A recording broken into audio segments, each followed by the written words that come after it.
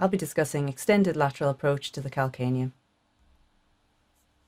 So much of the work of describing this approach was performed by Roger Atkins' team at Bristol Royal Infirmary in the 1990s, and two of the seminal papers discussing this approach are listed at the bottom of this slide.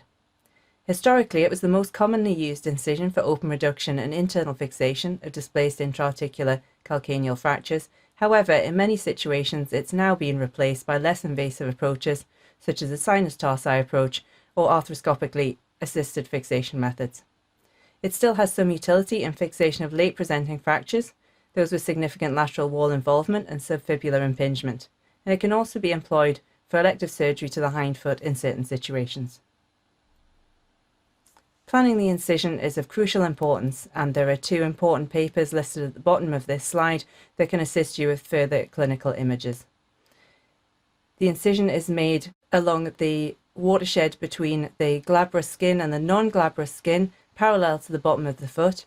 There is then a smooth curve of more than 90 degrees at the corner, and then the incision is carried on up the ascending limb of the incision towards the midpoint of the Achilles tendon. It employs the watershed between the angiosome supplied by the posterior perineal artery, which is an end artery of the perineal, and the lateral plantar artery, which is an end artery of the posterior tibial. The sural nerve should be running in and anterior to your incision at all times, although at the distal extent of the incision, it does limit how far you can extend the incision distally, as it will cross plantarwards. For deep dissection, it's important to raise full thickness flaps along the area of the incision over the calcaneum and stay on the bone throughout.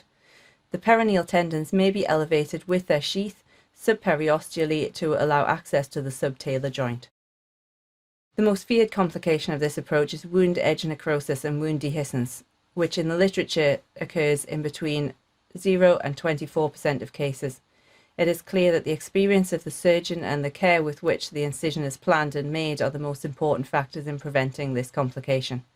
Superficial and deep infection can occur in up to 5 to 10% of cases, and sural nerve injury and scar set hypersensitivity are also potential complications. So in conclusion, the extended lateral approach to the calcaneum is now not the most commonly used for fixation of calcaneal fractures, but does have some utility in late presenting fractures and those that require fixation over 2 weeks with significant lateral wall involvement and subfibular impingement. The complications can be minimized by careful attention to planning of the incision and to soft tissue handling.